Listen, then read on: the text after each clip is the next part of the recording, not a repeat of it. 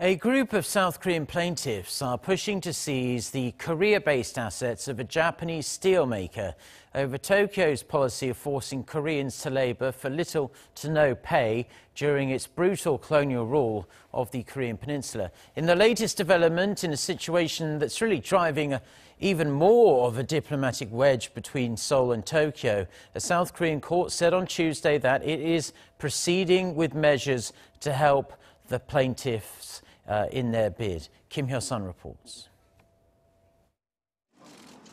A local court has approved the seizure of the Korea-based assets of Japanese steelmaker Nippon Steel and Sumitomo Metal Corporation as requested by the South Korean victims of Tokyo's wartime forced labor. On December 31st, the victims' attorneys applied to the Daegu District Court for the seizure of over 81,000 shares held by the company in PNR, its Korea-based joint venture with Korea's largest steelmaker, POSCO. The Japanese steelmaker is estimated to hold around 2.34 million shares of PNR, worth around $10 million. The move comes as the firm refused to abide by the South Korean top court's order to compensate the victims of Japan's forced labor. In October last year, the Supreme Court ordered the Japanese company to pay nearly $90,000 in compensation to each of the four victims.